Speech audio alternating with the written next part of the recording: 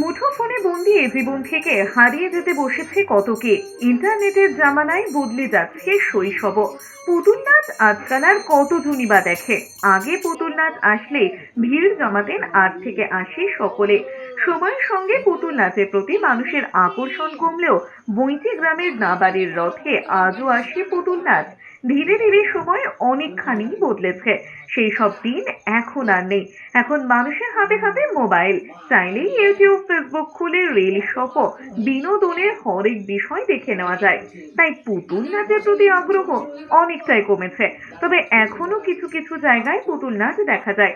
রথের মেলা হোক বা অন্য কোথাও, পুজো পার্বণ, কিছু কিছু গ্রামে এখনো বসে পুতুল নাচের আসর।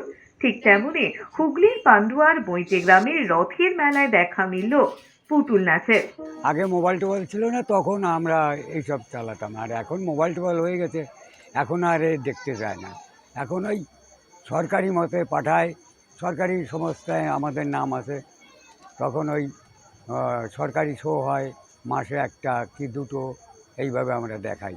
আর তারপরে এই কন্ট্যাক্ট করে এরা নিয়ে আসে, এক সপ্তাহ 2 দিন 3 দিন এরকম করে বেড়াই।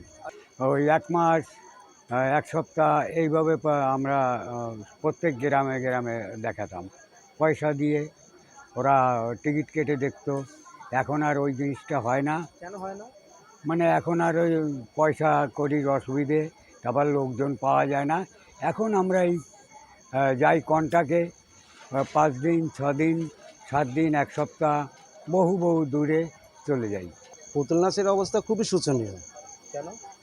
ওই আপনার টিভি এসে সব একবারে পুরোটাই বন্ধ হয়ে গেছে একবারে। ওই কোনো রকম সরকারি প্রোগ্রাম হয় আর কোনো ক্লাবে, যেমন কোনো যদি অনুষ্ঠান হয়, বিয়ে বাড়ি, অন্নপ্রাশন, এইসব জায়গায় আমরা অনুষ্ঠান করে থাকি। তো এই যে আর প্যান্ডেল করে এখন আর ওই প্রোগ্রামটা আগে হতো, এখন আর হয় না, বন্ধ হয়ে গেছে। কেন?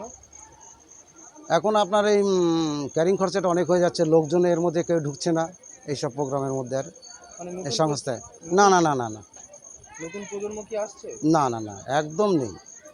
আচ্ছা, এই পুরোনো যা আছে এইটা বন্ধ হয়ে গেলে আস্তে আস্তে পুরোটাই বন্ধ হয়ে যাবে। এই ডিজিটাল যুগে পুতুল নাচ তো কোনো জায়গায় পাবেন না। মানে হুগলি জেলা তথা পশ্চিমবঙ্গে অনেক বড় বড় জায়গায় রথ হয়, কিন্তু পুতুল নাচ হয়তো কোনো রথের মেলায় পাবেন না, যেটা বৈঁচিগ্রাম রথের মেলায় পাওয়া যায়। এবং এটা সম্পূর্ণ বিনামূল্যে মানুষ দেখতে পারেন। এবং এখানে প্রতিদিন একটি করে পালা হয়, 9 দিন রথ চলে, 9 দিন একটি করে পালা। এবং এই ডিজিটাল যুগে যারা মোবাইল নিয়ে ঘাঁটাঘাঁটি পুতুল জিনিসটা কী তারা পুরো খেলতেই ভুলে গেছে যে বিষয়টা। কিন্তু যে পুতুল নাচের মধ্য দিয়েও সামাজিক বিষয় পরিবেশন করা যায়, সামাজিক বিষয় মানুষকে বোঝানো যায়, সেটাই পুতুল নাচের মধ্য দিয়ে আছে। এবং সেটা একমাত্র আমার মনে হয় পশ্চিমবঙ্গে বেঁচে আছে বৈঁচিগ্রাম রথের মেলায়। আর আমাদের মেলার মেন ঐতিহ্য হচ্ছে পুতুল নাচ। আগে কাঠের পুতুল নাচ হতো, এখন তারের পুতুল নাচ করা হয়েছে, কারণ খরচের কথা ভেবে।